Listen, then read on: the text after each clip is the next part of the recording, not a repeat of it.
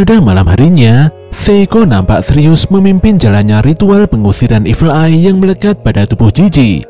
Setelah membaca mantra yang cukup panjang, wanita itu mematikan api dan memeriksa wajah Jiji di balik manekin kepala Taro. Sayangnya Evil Eye masih 100% bertahan dan tidak mau keluar dari Jiji.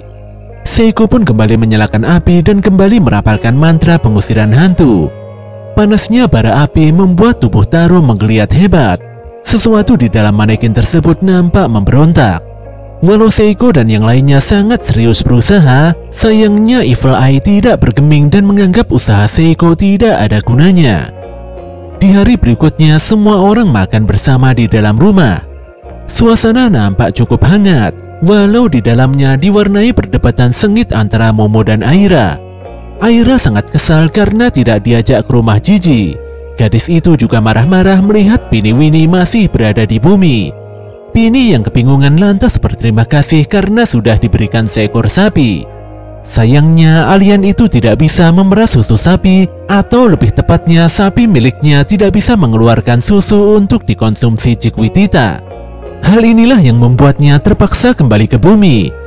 Selain itu, di planet asal Pini dipenuhi oleh suatu zat seperti air aneh yang membuat Pini kesulitan memerah susu. Dikarenakan Ciquitita tidak bisa hidup tanpa asupan susu, maka Pini memutuskan untuk tinggal di bumi saja. Melihat Ciquitita yang imut membuat hati Aira luluh.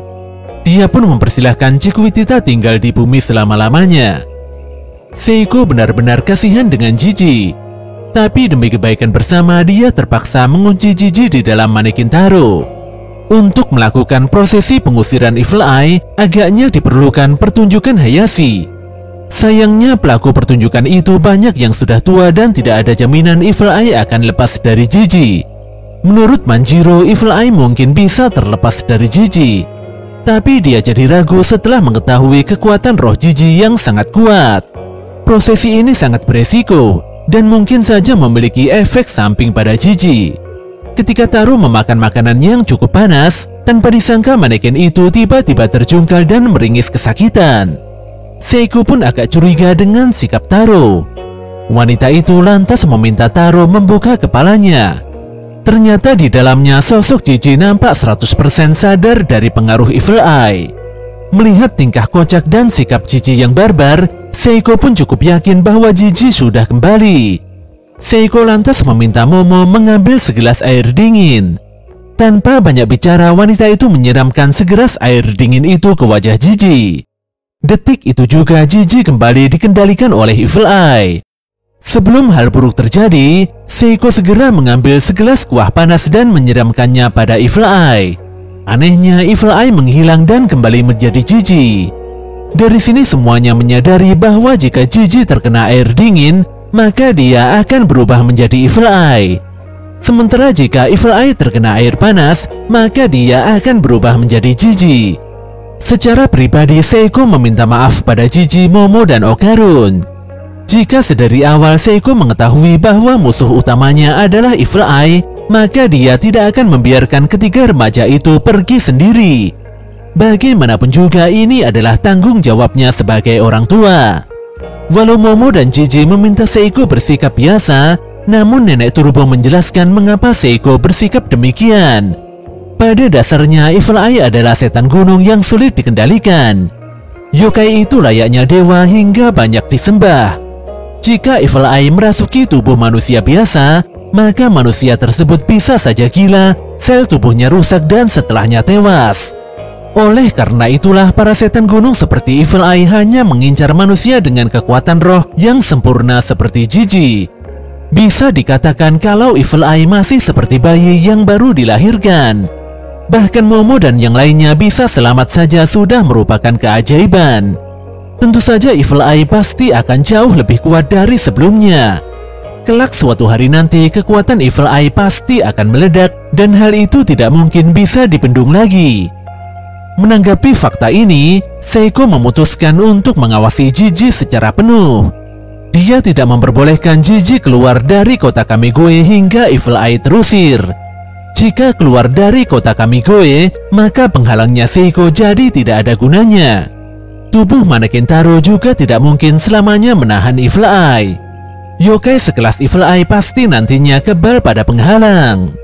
Seiko pun memberikan termos air panas pada Okarun dan Momo yang sebelumnya disiapkan Manjiro. Jika Evil Eye muncul, Seiko meminta Okarun dan Momo sigap menyiramkan air panas itu pada Jiji. Di samping itu, Seiko meminta Jiji untuk lebih waspada dengan air dingin, baik saat cuci tangan, meminum air, dan lain sebagainya. Jika sampai terkena setetes air dingin, Seiko memastikan Jiji pasti akan berubah jadi Evil Eye. Mengingat betapa kerasnya pertarungan sebelumnya, Okarun dan Momo tidak ingin bertarung lagi melawan Evil Eye.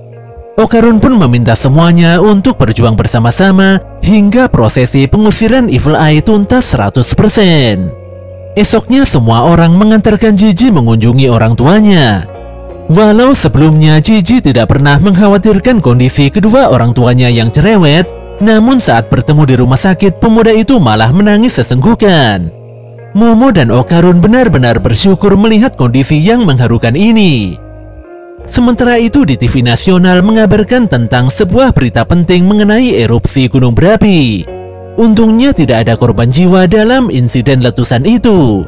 Pengamatan di cuaca juga memastikan bahwa kebakaran hutan sudah mereda. Pun demikian, siaga level 4 tetap diberlakukan. Penyiar berita di TV lantas mengabarkan bahwa Juichi Kito dan 9 orang lainnya ditangkap atas tuduhan pembunuhan dan penyekapan. Sementara itu Naki Kito yang merupakan tersangka utamanya malah kabur dan masih jadi buronan polisi. Saat ini di tengah hutan, para polisi sibuk mencari keberadaan Naki. Wanita tua itu pun meringis dan sangat kesal dengan kondisinya yang buruk. Sambil mengumpat keras, wanita itu berlarian kabur agar tidak tertangkap polisi. Setelah berlari cukup jauh, Naki menyayangkan kematian ular besarnya. Bagaimana tidak, Naki dan keluarganya sudah susah payah memelihara makhluk itu selama 200 tahun. Wanita itu kembali mengumpat sejadi-jadinya. Parahnya, dia menjepol rambut dan merobek mukanya sendiri. Ternyata di balik wujud Naki terdapat sosok alien yang mengerikan. Amarah alien itu meledak-ledak dan dia benar-benar dendam pada Momo Ayase. Pada esok paginya, Momo menyapa Okarun untuk berangkat ke sekolah bersama-sama. Ketika Okarun menanyakan kabar Jiji, Momo langsung menghela nafas panjang. Kondisi Jiji tidak ada perubahan. Ditambah lagi Evil Eye mulai kebal dengan mantra penghalang. Prosesi pengusiran jadi terasa sulit karena membutuhkan pertunjukan Hayashi. Konon pertunjukan Hayashi bisa menghibur Evil Eye supaya mudah dikeluarkan dari tubuh manusia. Sesampainya di sekolah, Momo langsung menarik Aira dari depan kelasnya. Tentu saja Aira kesal dan tidak mengerti dengan maksudnya Momo. Semua teman-teman sekelas Aira nampak bingung. Mengapa gadis berambut pink tersebut bisa mudah akrab dengan Momo Ayase yang merupakan musuhnya? Di belakang sekolah, Aira menumpahkan amarahnya pada Momo, tapi tidak dengan Okarun. Gadis itu benar-benar sudah jatuh hati pada pemuda culun berkacamata seperti Okarun. Okarun dan Aira mulai menatap Momo dengan serius, tapi keduanya langsung kaget bukan main setelah Momo menyampaikan keinginannya untuk mengajak Okarun dan Aira tinggal di rumahnya. Bukan tanpa alasan, jika Jiji berubah menjadi Evil Eye, maka kehadiran Okarun dan Aira pasti sangat membantu. Walau di rumah ada Seiko dan Manjiro, tapi tetap saja Jiji harus diawasi 24 jam. Intinya Momo hanya ingin agar semuanya bersiaga demi mengawasi Jiji. Melihat reaksi Okarun dan Aira yang gak jelas, Momo pun jadi tidak berharap banyak. Tapi detik itu juga, Okarun dan Aira menegaskan bahwa mereka siap dan bersedia menginap di rumahnya Momo. Sore itu Jiji nampak kebingungan melihat manekin Taro lepas dari tangannya. Seiko lantas memeriksa bagian tubuh Taro yang lepas itu. Setelah dicek, ternyata kertas penghalang sudah mencapai batas dan hangus. Seiko meminta Taro untuk melepaskan diri dari Jiji.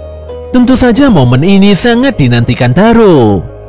Walau sangat lega bisa melepaskan diri dari Jiji, namun manekin itu kebingungan menyatukan kepalanya kembali. Dikarenakan sudah tidak ada penghalang, Seiko kembali mengingatkan Jiji agar lebih berhati-hati dengan air dingin. Sesaat kemudian Momo dan Okarun pulang ke rumah. Aira juga nampak menyusul dengan membawa barang sekoper penuh. Seiko pun memerintahkan semuanya untuk membawa termos berisikan air panas. Tentu saja itu untuk berjaga-jaga jika saja Jiji berubah menjadi Evil Eye. Malam itu semuanya kembali makan bersama. Namun kali ini Momo dan Aira bisa berdamai dan lebih akrab dari sebelumnya. Sementara itu Jiji selalu bersikap hangat dan ingin mengajak Okarun bermain game sepak bola. Di tengah kegiatan makan, Seiko meminta Okarun untuk mengambilkan kecap soyu di sebelahnya. Okarun pun tanpa sengaja meneteskan kecap soyu itu hingga mengenai tangan Jiji. Parahnya, hanya dengan satu tetesan kecap soyu, Jiji langsung berubah jadi Evil Eye. Tanpa basa-basi, Evil Eye yang sangat marah langsung menghempaskan meja dan meledakkan seisi rumah.